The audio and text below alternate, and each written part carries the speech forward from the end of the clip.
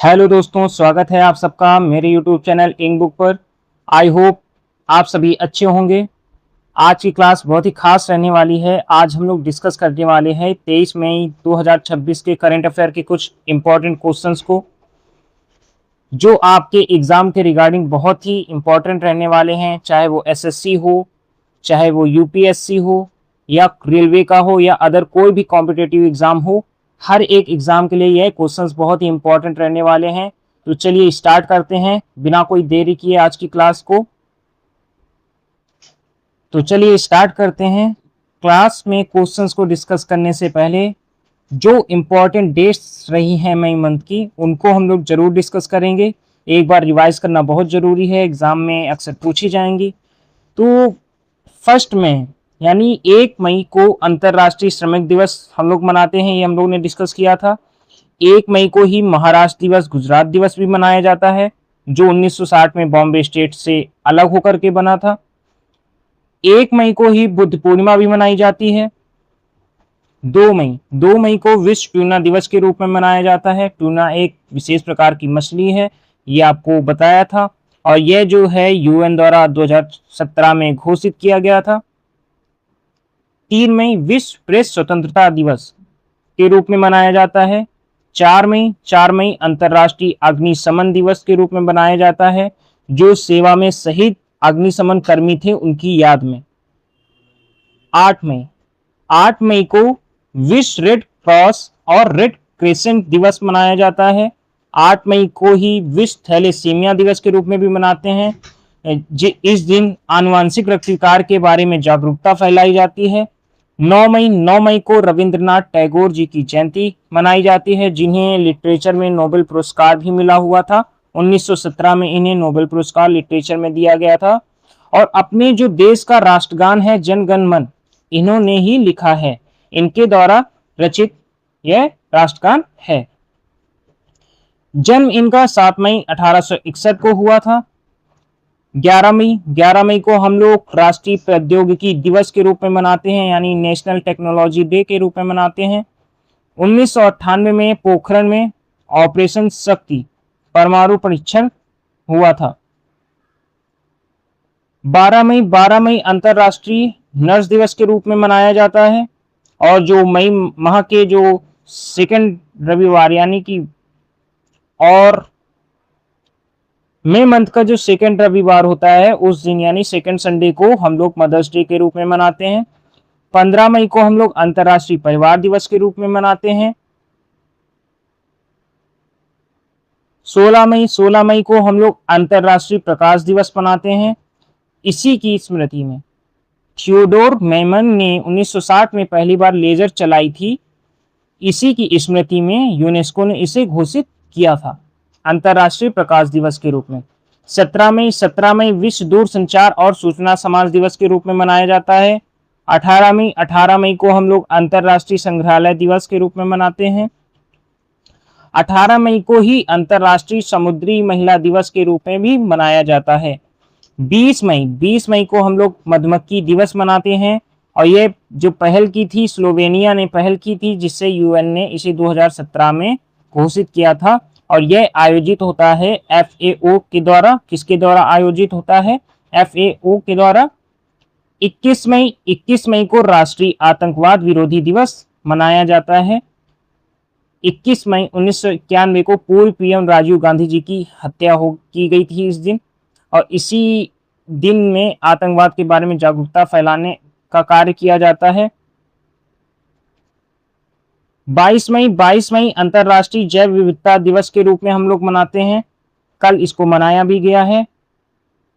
25 मई Africa दिवस के रूप में मनाया जाता है। 1963 में organisation of African unity OAU की स्थापना इस दिन की गई थी। 31 मई विश्व तंबाकू निषेध दिवस के रूप में हम लोग मनाते हैं, WHO द्वारा 1988 से। थीम इसकी जो 2026 की थी, उसको जानना बहुत जरूरी, बेहद ही इंपॉर्टेंट रहने वाला है, ये बहुत ही इंपॉर्टेंट रहने वाला है। तो 2026 की थीम रहने वाली है वह है unmasking the appeal of nicotine, यह इसकी थीम रहने वाली है। तो ये कुछ इंपॉर्टेंट डेट्स थी मई मंथ की। जो अक्सर एग्जाम में आपके पूछे जाते हैं, तो इनको रिवाइज कर लीजिएगा, अच्छे से देख लीजिएगा। तो चलिए अब प्रश्नों को ले लेते हैं। आयुष मंत्रालय द्वारा विभिन्न केंद्रीय क्षेत्रीय योजनाओं के तहत वित्तीय सहायता प्रस्तावों के पारदर्शी प्रसंस्करण के लिए आयुष ग्रिड पहल के अंतर्गत किस पोर्टल का शुभारंभ किया गया है? तो दोस्तों, आपको पता है कि सरकार अब जो है आयुष सेक्टर को पूरी तरह डिजिटल करने पे लगी हुई है। उनका फोकस है कि आयुष सेक्टर को हर तरीके से डिजिटलाइज किया जा सके। इससे जुड़े हुए क्वेश्चंस आपके एग्जाम में आते रहते हैं, वैसे ही यह प्रश्न दिया गया है, इंपॉर्टेंट हो सकता है एग्जाम के लिए। इसमें आपसे पूछा गया है कि केंद्रीय क्षेत्रीय योजनाओं के तहत वित्तीय सहायता प्रस्तावों, अब वित्तीय फाइनेंशियल से रिलेटेड है, इसमें पूछा गया है, ऑप्शन में आपसे पूछा गया है पोर्टल के बारे में। तो ऑप्शंस में आप देख रहे होंगे समृद्धि से रिलेटेड है पोर्टल, अनुदान से रिलेटेड पोर्टल है, संजीवनी से रिलेटेड है और ई सपोर्ट से रिलेटेड है। अब इन सभी ऑप्शंस में ऐसा कौन सा ऑप्शन है जो फाइनेंशियल को रिप्रेजेंट कर रहा है, मींस फाइनेंशियल को रिप्रेजेंट कर रहा है? तो अनुदान जो होता है, अनुदान रिलेट करता है एक तरीके से फाइनेंशियल को ही। तो आयुष अनुदान पोर्टल इसका राइट आंसर हो जाएगा। ये अच्छे से अगर कीवर्ड्स को कैच करते हुए किसी क्वेश्चन को आप पढ़ेंगे तो आंसर आपको समझ में आ जाएगा। इस क्वेश्चन का प्रमुख तात्पर्य ही यही है कि वित्तीय सहायता प्रस्तावों के पारदर्शी प्रसंस्करण के लिए आयुष ग्रिड जो पहल है उसके अंतर्गत पोर्टल शुभारंभ जो किया जाएगा उसका नेम क्या है? तो वित्तीय सहायता यहाँ पर कीवर्ड्स हम लोगों को मिल रहा था, तो इसका जो राइट आंसर होने वाला है वह है आयुष अनुदान पोर्टल।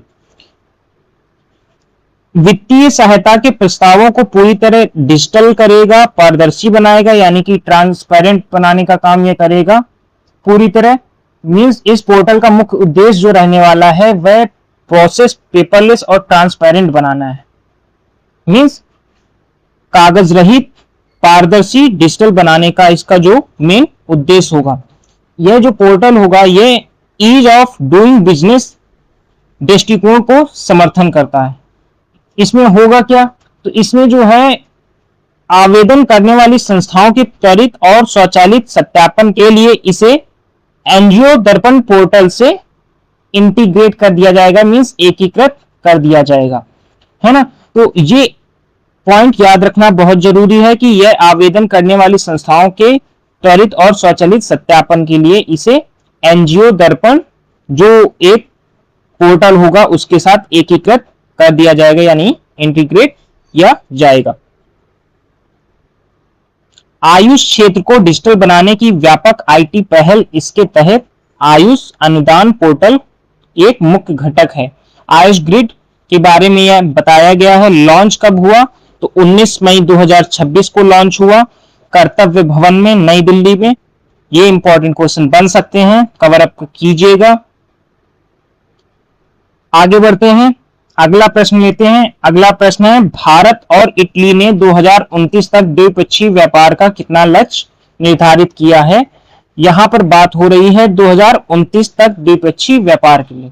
तो आप नोटिस कर रहे होंगे कि भारत जो है ना अब यूरोप के देशों के साथ तेजी से जो रणनीतिक साझेदारी है बहुत बढ़ा रहा है। मींस उसका जो फोकस हो रहा है वह स्ट्रेटेजिक पार्टनरशिप पे ज्यादा है ना। और इसी परिप्रेक्ष्य में इटली के साथ ट्रेड टारगेट सेट किए गए हैं।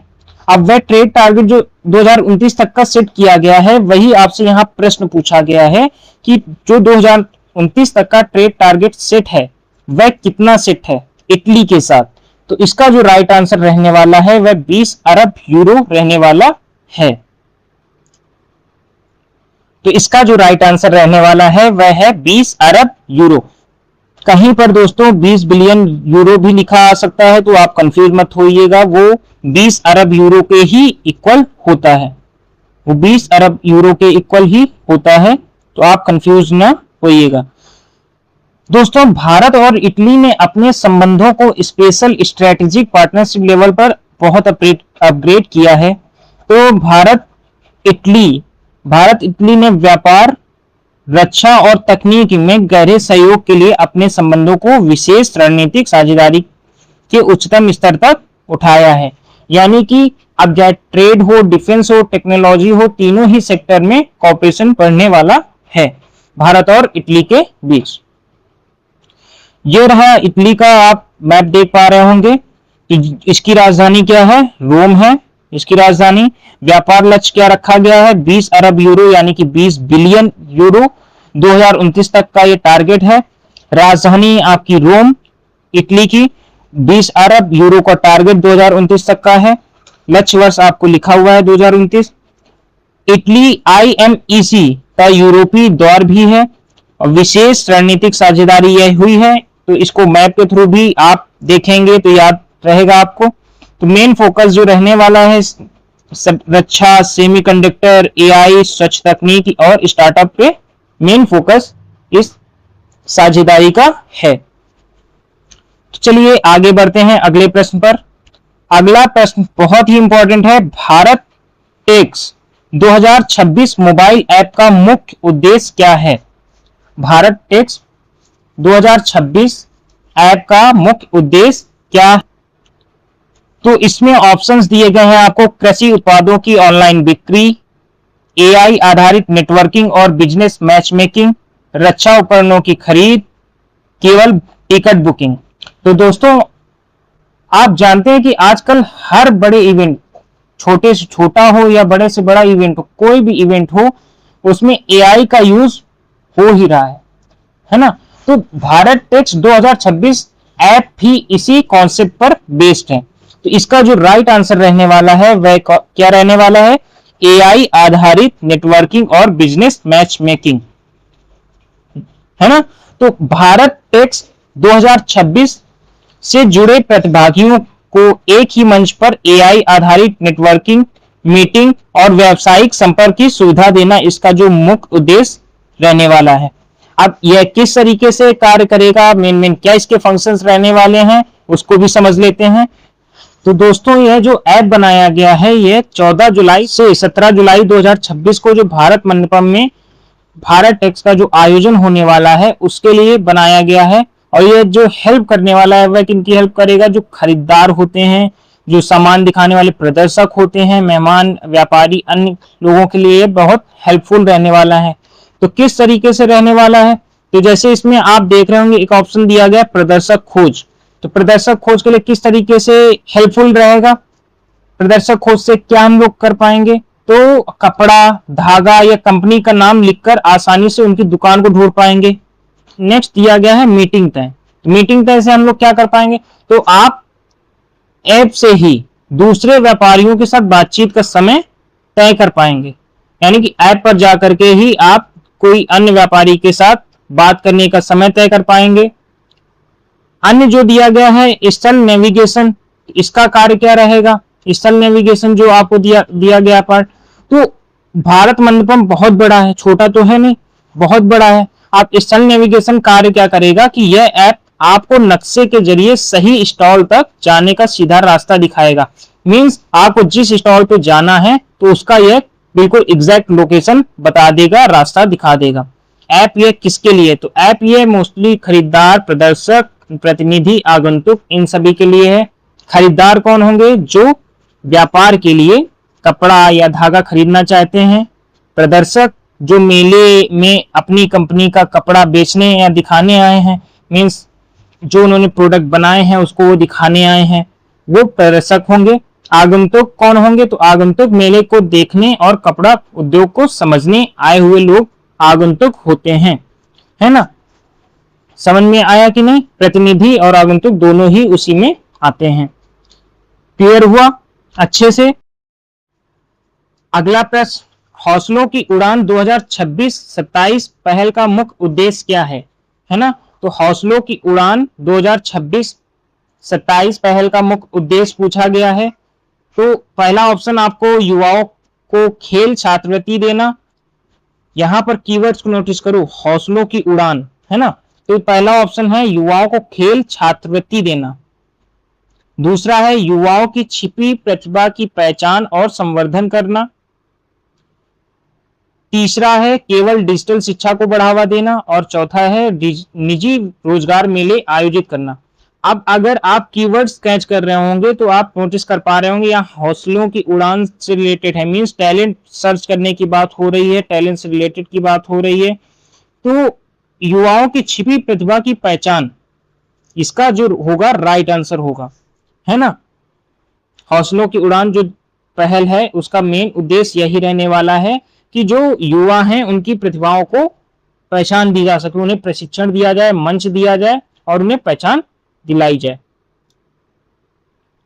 अब उद्देश्य आपने समझा, अब इसका जो दायरा रहेगा वह कहां तक रहेगा, जो इसका दायरा रहेगा वह दिल्ली की 70 की 70 विधानसभाओं तक रहने वाला है।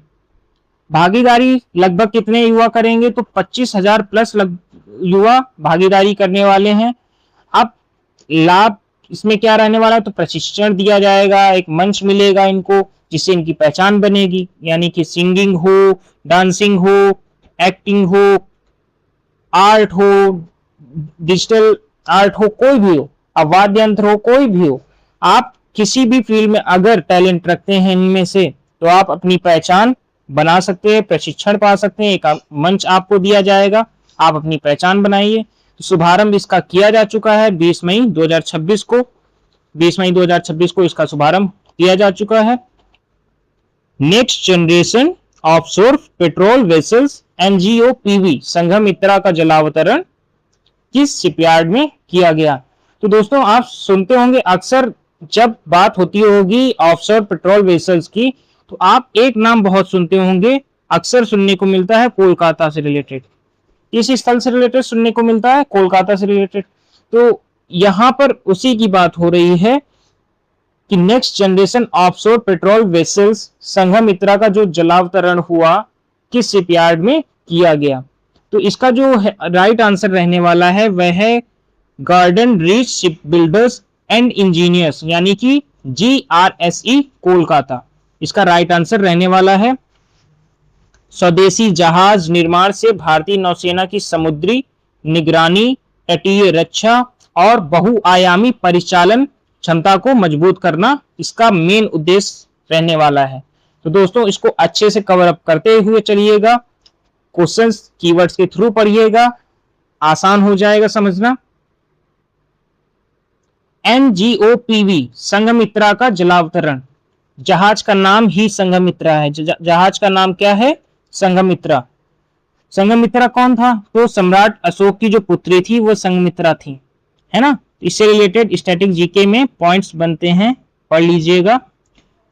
निर्माण स्थल जो है वो GRSE कोलकाता है, इसका जो निर्माण स्थल अगर पूछा जाता है तो GRSE कोलकाता इसका राइट आंसर रहने वाला है। ये आप पॉइंट्स क्लियर करते हुए चलिएगा।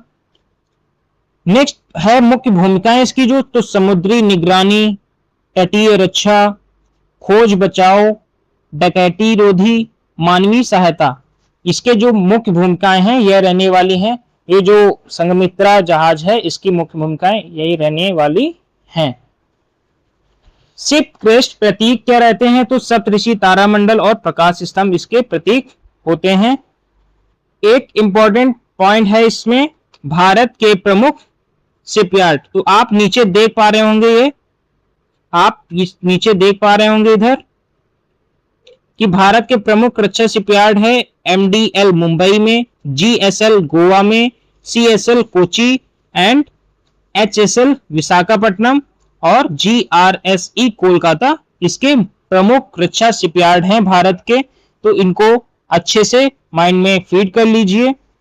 अब क्वेश्चन ये भी बन सकता है कि जलावतरण जो हुआ है वह किस डेट में हुआ है, तो जलावतरण 20 मई 2026 को हुआ है। कहां से हुआ, कोलकाता से, GRSE से, जहाज का नाम संघमित्रा, अच्छे से कवर अप कर लीजिएगा, है ना। एग्जाम में जो क्वेश्चंस पूछे जाते हैं वह ये पूछे जाते हैं कि भारत के 5 प्रमुख रक्षा शिपयार्ड कौन से हैं, तो अभी बताया आपको, साइड में ये दिया भी हुआ है, MDL Mumbai, GSL Goa, CSL Kochi, HSL Visakhapatnam, GRSE Kolkata.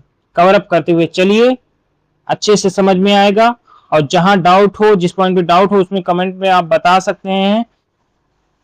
अगला प्रश्न, जीवन मोबाइल ऐप और शतायु डैशबोर्ड किस मंत्रालय द्वारा लॉन्च किए गए हैं? जीवन मोबाइल ऐप और शतायु डैशबोर्ड किस मंत्रालय द्वारा लॉन्च किए गए हैं? इसका जो राइट आंसर रहने वाला है वह है सामाजिक न्याय एवं अधिकारिता मंत्रालय। इसका राइट आंसर रहने वाला है। इसका जो उद्देश्य है वह है वरिष्ठ नागरिकों की सुरक्षा, देखभाल, स्वास्थ्य सशक्तिकरण के लिए तकनीक आधारित डिजिटल इकोसिस्टम तैयार करना। आखिर किस तरीके से कार्य करेगा? तो किस तरीके से इकोसिस्टम बनाया जा रहा है, यह कार्य किस तरीके से करने वाला है? इसमें पहला दिया गया है जीवन मोबाइल ऐप, इसके बारे में जान लेते हैं। तो ये जो जीवन मोबाइल ऐप है यह काम मुख्यतः करेगा कैसे, मेन तरीके से करेगा कैसे? तो इसके जरिए क्या है कि इसके जरिए बुजुर्ग सरकारी योजनाओं की जानकारी पा पाएंगे कि मतलब कौन कौन सी सरकारी योजनाएं आने वाली हैं उनको जान पाएंगे, और आपातकालीन सहायता यानी कि इमरजेंसी सपोर्ट इनको मिल सकेगा। वृद्धावस्था गृहों यानी कि ओल्ड एज होम जो होते हैं उनका विवरण आसानी से इस ऐप के थ्रू इनको प्राप्त हो जाएगा। यह जीवन ऐप इस तरीके से वर्क करेगा। शतायु डैशबोर्ड जो है वह क्या कार्य करेगा? तो यह डैशबोर्ड जो है वृद्धजनों की देखभाल करने वाले की जानकारी एकत्र करेगा। मतलब वृद्धजनों की जो वृद्ध हैं उनकी जो देखभाल कर रहे लोग हैं उनकी जानकारी देगा। अर्थात एक तरीके से मान लीजिए किसी जिले या राज्य में कितने प्रशिक्षित देखभाल कर्ता उपलब्ध है उसकी जानकारी ये शतायु डैशबोर्ड देने वाला है। इसका जो पूरा डाटा है इस डैशबोर्ड पर मिलेगा। तो इसमें पूरा आपको डिटेल में दिया गया है कि जीवन का मतलब क्या है। तो बुजुर्गों की मदद का डिजिटल नेटवर्क, अभी आपको एक्सप्लेन किया कि ये जो जीवन ऐप है ये किस तरीके से वर्क करेगा। जीवन ऐप क्या देगा? तो योजनाओं की जानकारी, मुसीबत में मदद, बुजुर्गों के घर का पता, आसान इस्तेमाल इसका होगा। अब जो शतायु डैशबोर्ड है यह किस तरीके से वर्क करेगा? तो देखभाल करने वालों का डैशबोर्ड है। एक तरीके से जिले में देखभाल करने वाले की संख्या कितनी है यह बताएगा, कौन कौन उपलब्ध है इसकी जानकारी मिलेगी, और ट्रेनिंग की सुविधा भी इसमें होगी। कब और कहां लॉन्च हुआ है? तो राष्ट्रीय कार्यशाला में लॉन्च हुआ है। लॉन्च होने की तारीख जो थी वह 22 मई की, 22 मई को यह लॉन्च किया गया है। कब लॉन्च हुआ? तो 22 मई को यह लॉन्च हुआ है।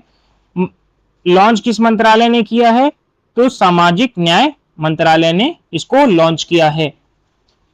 बुजुर्ग कौन? जो 60 साल का हो या 60 साल से ज्यादा हो, इतना पता ही होगा आपको। अनुच्छेद 41 जो है वह बुजुर्गों की मदद से रिलेटेड है। 2007 का जो कानून है वह बुजुर्गों के अधिकार से रिलेटेड है। यह कुछ इंपॉर्टेंट पॉइंट्स हैं, ये कवर कर लीजिएगा आप। जो मंत्री हैं वह कौन है? वीरेंद्र कुमार। सामाजिक न्याय के जो मंत्री हैं वो कौन है? डॉक्टर वीरेंद्र कुमार। चलिए आगे बढ़ते हैं। सेल ने एग्जीक्यूटिव एजुकेशन प्रोग्राम के लिए किस संस्थान के समझौता ज्ञापन पर हस्ताक्षर किए, यानी कि MOU पर हस्ताक्षर किए हैं? तो यह इसका जो राइट आंसर रहने वाला है वह है MDI गुड़गांव। इसका उद्देश्य क्या रहने वाला है? तो सेल के भविष्य के लीडर्स को तैयार करना। सेल का जो मुख्य उद्देश्य है वह यह है कि भविष्य के लीडर्स को तैयार किया जाए। कंपनी की ट्रेनिंग को MDI गुड़गांव के एकेडमिक ज्ञान से जोड़ना, ये उद्देश्य रहने वाले हैं इसके। सेल और MDI गुड़गांव में हुआ समझौता, उसके बारे में समझ लेते हैं। मेन जो फोकस है भविष्य के लीडर्स की तैयारी। इसकी जो तारीख थी समझौते की वह क्या थी? 20 मई 2026 है ना। और क्या क्या शामिल है इस समझौते में? तो इस समझौते में आपका leadership programme, action learning, overseas programme, संयुक्त रिसर्च, केस स्टडीज, ये सभी प्रोग्राम्स इसमें शामिल हैं। साझेदारी, ज्ञान प्लस अनुभव, दोनों को मिलाकर साझेदारी हुई। तो MOU कहां हुआ, यानी कि जो समझौता हुआ वह कहां हुआ? तो SAIL corporate office New Delhi. Clear. हस्ताक्षरकर्ता जो थे जिन्होंने साइन किया तो श्री संजयधर सेल एमटीआई और सुनीता राय एमडीआई गुड़गांव, इन लोगों ने इस पर हस्ताक्षर किए हैं। समझ में आया? क्लियर कर लीजिएगा अच्छे से। सेल भारत की सबसे बड़ी सरकारी इस्पात कंपनी है। इसकी स्थापना 1973 में हुई थी। सेल एक तरीके से महारत्न कंपनी है। मंत्रालय इसका जो है इस्पात मंत्रालय है, उसके अंडर में यह आती है। एमडीआई गुड़गांव ये हरियाणा में पड़ता है। ये स्टैटिक्स जो क्वेश्चंस हैं जीके से रिलेटेड वह बन सकते हैं, इसलिए अच्छे से कवर अप कीजिएगा। सेल के संयंत्र भिलाई, बोकारो, राउरकेला, दुर्गापुर, बर्नपुर, सलेम, ये इंपॉर्टेंट इसके जो संयंत्र केंद्र हैं, इनके नाम आप जरूर अच्छे से लर्न कर लीजिए, माइंड में फीड कर लीजिए अच्छे से। महारत्न, नवरत्न मिनरल कंपनियां, इस तरह की के कंपनियां हैं और ये जो सेल कंपनी है यह महारत्न कंपनियों में शामिल है। बहुत इंपॉर्टेंट पॉइंट है, जो सेल कंपनी है ये किस कंपनियों में शामिल है? महारत्न कंपनियों में शामिल है। अगला प्रश्न, लॉस एंजलिस ओलंपिक से पहले भारत के कंपाउंड तीरंदाजी के मुख्य कोच के रूप में किसे नियुक्त किया गया है?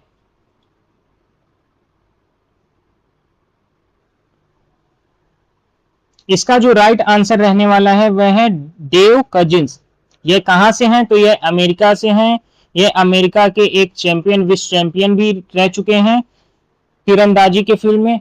इन्हीं को भारतीय कंपाउंड तीरंदाजी टीम का मुख्य कोच नियुक्त किया गया है। उद्देश्य, 2028 लॉस एंजलिस ओलंपिक में पहली बार शामिल होने वाली कंपाउंड तीरंदाजी के लिए भारत को विश्व स्तरीय कोच से तैयार करना, इसका मुख्य उद्देश्य है। कौन है ये डेव कजिंस? कौन है ये? क्लियर कर लीजिएगा, डेव है यहां पर, डेव कजिन, ये आप क्लियर कर लीजिए। तो डेव कजिंस कौन है? तो डेव कजिंस जो हैं भारत के अभी अभी जो कंपाउंड कोच बने हैं वो हैं, ये पहले अमेरिका के पूर्व विश्व चैंपियन रह चुके हैं। नई भूमिका इनको कंपाउंड कोच के रूप में मिली है। भारत के कंपाउंड कोच के रूप में इनको नई भूमिका मिली है। पहले क्या करते थे? तो पहले ये यूएसए में क्लब और राज्य टीम को कोचिंग देते थे। उम्र इनकी 49 वर्ष है। पहला बड़ा tournament stage 3 world cup Antalya तुर्की इनका था। बड़ा लक्ष्य जो रहने वाला है वह ओलंपिक 2028 में पदक जीतना इन बड़ा लक्ष्य है। अब स्टैटिक्स जीके से रिलेटेड जो इंपॉर्टेंट क्वेश्चंस पूछे जाते हैं, तीरंदाजी की दो श्रेणियां हैं, रिकर्व और कंपाउंड। कंपाउंड तीरंदाजी ओलंपिक में 2028 में होने जा रही है। भारतीय तीरंदाजी संघ AAI नियामक संस्था है एक। विश्व तीरंदाजी महासंघ वर्ल्ड आर्चरी मुख्यालय कहां पर है? तो लुसाने स्विट्जरलैंड में इसका मुख्यालय है। ये इंपॉर्टेंट क्वेश्चन स्टैटिक जीके से रिलेटेड आपके बन सकते हैं। रिकर्व, तो रिकर्व ओलंपिक में शामिल। कंपाउंड, पुली वाला आधुनिक धनुष, पुली वाला आधुनिक धनुष होता है। अंताल्या तुर्की का एक शहर का नाम है। तो इससे रिलेटेड इंपॉर्टेंट क्वेश्चंस बन सकते हैं। कुछ और इंपॉर्टेंट पॉइंट्स को कवर करना बहुत जरूरी है, जैसे भारतीय तीरंदाजी के जो स्तंभ हैं वह कौन कौन से हैं? तो भारतीय तीरंदाजी के जो स्तंभ हैं वह दीपिका कुमारी, ज्योति सुरेखा, अभिषेक वर्मा, इनके स्तंभ हैं। बहुत ज्यादा योगदान इन्होंने दिया है भारतीय तीरंदाजी के लिए। आखिर देव कजिंस जो भारत के कंपाउंड कोच बने हैं, तो उनकी नियुक्ति तिथि क्या थी? तो 22 मई 2026 इनकी नियुक्ति तिथि थी। भारतीय तीरंदाजी संघ के द्वारा इनकी नियुक्ति की गई।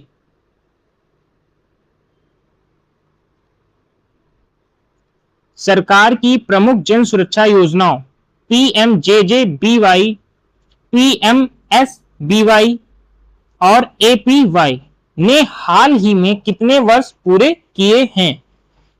इन तीनों प्रमुख योजनाओं ने अभी 11 वर्ष को पूर्ण किया है। हाल ही में 11 वर्ष पूर्ण किए हैं। मुख्य उद्देश्य जो इसके थे इन योजनाओं के, तो गरीबों, महिलाओं और असंगठित क्षेत्र के श्रमिकों को सस्ती बीमा और पेंशन सुरक्षा देकर के भारत के सामाजिक सुरक्षा ढांचे को मजबूत करना इसका मुख्य उद्देश्य था। जन सुरक्षा योजनाओं के 11 वर्ष, तो गरीबों के लिए बीमा और पेंशन की ढाल मेन इसका एक मोटो आप समझ सकते हैं। शुभारंभ कब हुआ था? तो शुभारंभ इसका हुआ था 2015 को, 9 मई 2015 को, डेट भी लिख लीजिए, 9 मई 2015 को इसका शुभारंभ हुआ था। तो कहां हुआ था यह भी क्वेश्चन बन सकता है। तो इसका शुभारंभ जो हुआ था कोलकाता, पश्चिम बंगाल से इसे लॉन्च किया गया था प्रधानमंत्री मोदी द्वारा। इन सभी योजनाओं से रिलेटेड जो इंपॉर्टेंट फैक्ट्स हैं उनको मैंने मेंशन कर दिया है, आप इसको पीडीएफ से पढ़ लीजिएगा। पीडीएफ में आपको टेलीग्राम चैनल में प्रोवाइड करा दूंगा, तो इसको आप उससे कवर कर सकते हैं। आप स्टैटिक जीके से रिलेटेड जो क्वेश्चंस बनते हैं, तो ये जो पीएमजेजेबीवाई योजना है यह एलआईसी द्वारा संचालित है। एपीवाई यह पीएफआरडीए के अंतर्गत आती है। एलआईसी की स्थापना कब हुई? 1956 में। जेएएम जन धन प्लस आधार प्लस मोबाइल, इसका पूर्ण रूप आप समझ लीजिए। अगला प्रश्न है, विकसित भारत 2047 के विजन के अनुरूप हाल ही में लॉन्च किया गया डीपीआई एट 2047 रोड मैप किस संस्था की पहल है? किस संस्था की पहल है, यह क्वेश्चन आपसे पूछा गया है। इसका जो राइट आंसर है वह है नीति आयोग। नीति आयोग की यह एक पहल है जो विकसित भारत 2047 के विजन को लेकर के है। उद्देश्य, विकसित भारत 2047 के विजन के तहत डिजिटल सार्वजनिक अवसंरचना डीपीआई के माध्यम से समावेशी विकास, रोजगार और उत्पादकता आधारित आर्थिक बदलाव लाना है। इसका जो प्रमुख उद्देश्य है 2047 का, वह डिजिटल सार्वजनिक अवसंरचना के माध्यम से समावेशी विकास, रोजगार और उत्पादकता आधारित आर्थिक बदलाव लाना है। अब रोड मैप को समझ लेते हैं अच्छे से। तो 2026 चल रहा है, स्टार्ट अभी से किया गया है। यह विकसित भारत का जो टारगेट रखा गया है 2047 तक, उस तक का यह पूरा प्लेटफॉर्म तैयार एक तरीके से किया गया, रोड मैप पूरा तैयार कर लिया गया है। तो लॉन्च किसने किया इस रोड मैप को? डीपीआई एट 2047 रोड मैप जो लॉन्च किया किसने किया? तो नीति आयोग ने। किसने तैयार किया? तो फ्रंटियर टेक हब ने। बहुत इंपॉर्टेंट क्वेश्चन बनेंगे इससे। किसने तैयार किया? फ्रंटियर टेक हब ने। सहयोगी संस्थाएं आपकी ये मेंशन है। बड़ा विजन, अब विजन क्या है? मेन बड़ा विजन है, आप मान सकते हैं बिल्कुल, क्योंकि विकसित भारत 2047 तक का विजन रखा गया है, भारत को विकसित करने का इसका प्रमुख विजन है। 2047 तक टारगेट किया गया है भारत को पूर्ण रूप से विकसित करने का। रोड मैप के मुख्य लक्ष्य अभी हम लोगों ने डिस्कस किए, समावेशी विकास, रोजगार सृजन, उत्पादकता आधारित बदलाव। अब स्टैटिक जीके में इससे रिलेटेड क्या क्वेश्चन बनते हैं? तो नीति आयोग स्थापना कब हुई? 1 जनवरी 2015। योजना आयोग का स्थान इसने लिया था। डीपीआई डिजिटल सार्वजनिक अवसंरचना। अगला प्रश्न है, हाल ही में केंद्रीय मंत्री नितिन गडकरी द्वारा भारत की पहली multi lane free flow barrier less tolling system किस राज्य में लॉन्च की गई है? तो इसका जो राइट आंसर रहने वाला है आपका वह है गुजरात। गुजरात में ही नितिन गडकरी जी ने हाल ही में अभी पहली multi lane free flow barrier less tolling system को लॉन्च किया है। यह आप अच्छे से पढ़ लीजिएगा। टोल प्लाजा पर वाहनों को बिना रुके आगे बढ़ने की सुविधा मिलेगी। इसमें समय की जिससे बचत होगी, ईंधन की बचत होगी और ट्रैफिक जाम से मुक्ति मिलेगी। क्लियर? इसको अब पिक्चर के थ्रू समझ लेते हैं। जैसे ये दिया गया है, तो अब टोल में रुकने की जरूरत इसमें नहीं पड़ेगी। लॉन्च किसने किया है? तो नितिन गडकरी जी ने किया है। कहाँ लॉन्च हुआ है? तो 84 टोल प्लाजा गुजरात में है, वहां पर इसे लॉन्च किया गया है। कहां पर लॉन्च किया गया है? तो 84 टोल प्लाजा गुजरात में इसे लॉन्च किया गया है। किस हाईवे पर? तो नेशनल हाईवे 48 सूरत भरूच खंड पर इसको लॉन्च किया गया है। तकनीकी क्या है? तो ANPR कैमरे प्लस फास्टैग इसमें तकनीकी दी गई है। काम कैसे करेगी? तो गाड़ी रुकेगी नहीं, कैमरा नंबर प्लेट पढ़ लेगा, कैमरा जो होगा वो नंबर प्लेट को रीड करेगा, टोल अपने आप कट जाएगा। फायदे क्या रहने वाले हैं? तो फायदे समय की बचत, ईंधन की बचत, जाम से मुक्ति और कैशलेस। यहां कैश का कोई काम ही नहीं होगा, ऑटोमेटिक आपका टोल कट हो जाएगा। अब इंपॉर्टेंट क्वेश्चन जो स्टैटिक जीके से रिलेटेड बनते हैं उनको भी जान लेते हैं। NHAI स्थापना कब हुई? 1988 में। मुख्यालय इसका कहाँ है? नई दिल्ली।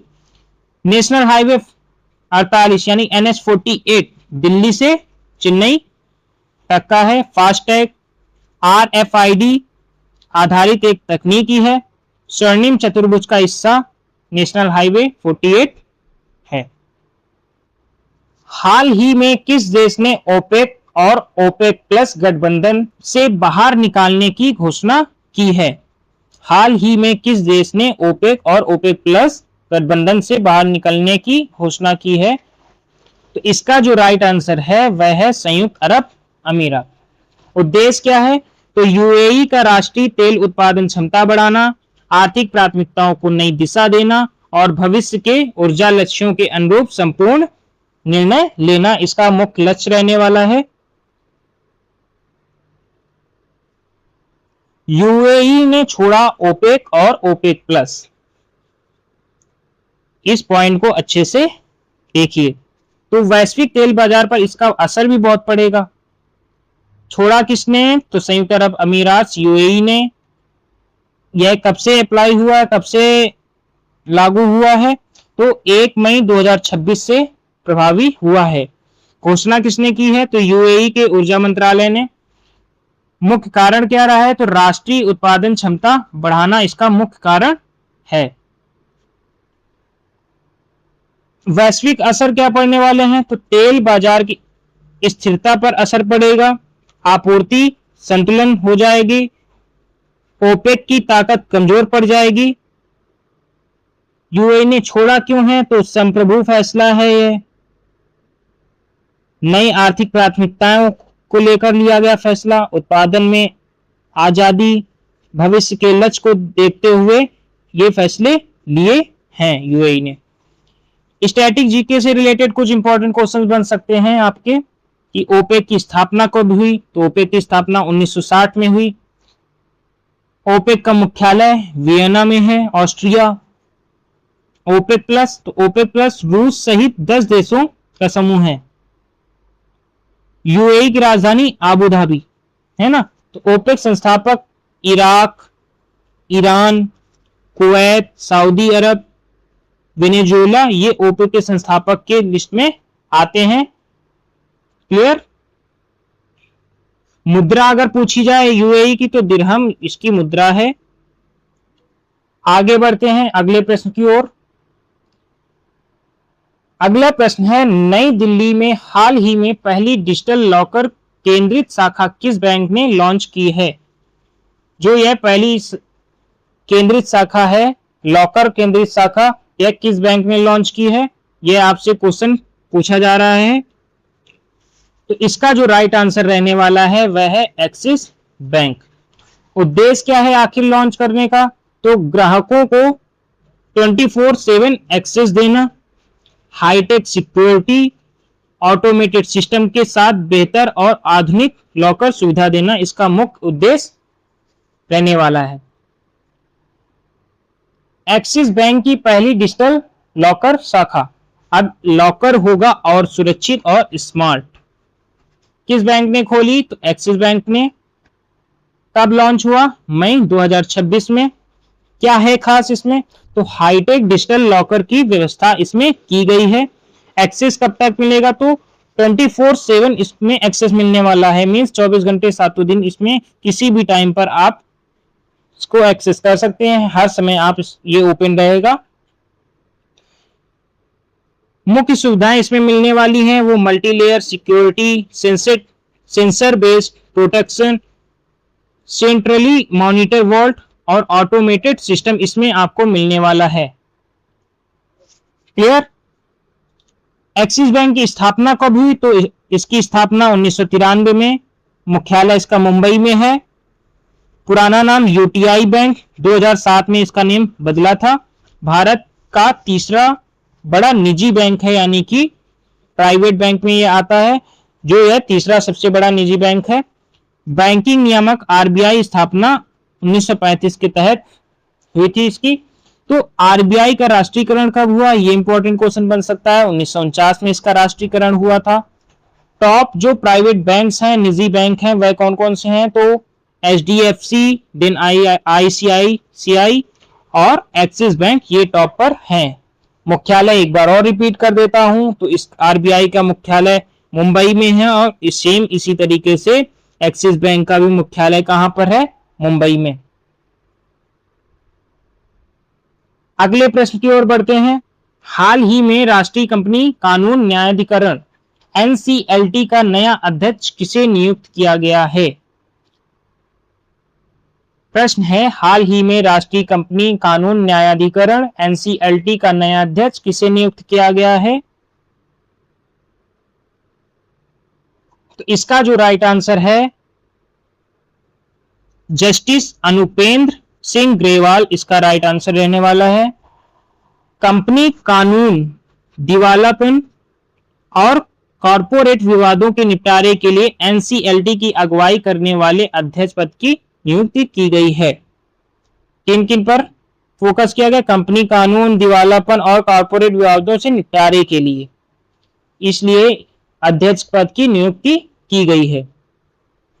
तो जस्टिस अनुपेंद्र ग्रेवाल जो हैं, जान लेते हैं उनके बारे में। तो ये नए अध्यक्ष बनाए गए हैं। पहले कहां थे? तो पंजाब हरियाणा हाई कोर्ट के पूर्व न्यायाधीश रह चुके हैं ये। मंजूरी किसने दी इसकी? तो कैबिनेट नियुक्ति समिति एसीसी ने। अगला प्रश्न, हाल ही में कौन सा यूरोपीय देश भारत के वीनस ऑर्बिटर मिशन शुक्रयान में शामिल हुआ है? हाल ही में कौन सा देश ऐसा है जो वीनस ऑर्बिटर मिशन के तहत शामिल हुआ है? तो इसका जो राइट आंसर है वह है स्वीडन। शुक्र ग्रह के घने वायुमंडल, ज्वालामुखी सतह और रहस्यमय सुपर रोटेटिंग बादलों का अध्ययन करने के लिए इसरो का पहला समर्पित शुक्र मिशन यह है। इस मिशन में स्वीडन शामिल हुआ है। नया साझेदार स्वीडन बना है। मिशन का नाम वीनस ऑर्बिटर मिशन है, शुक्रयान। लॉन्च कब तक? तो अनुमानित है 2028 तक इसे लॉन्च किया जाएगा। बजट क्या रहने वाला है? रॉकेट कौन से हैं? तो बजट इसका 1236 करोड़ और LVM-3 रॉकेट रहने वाला है।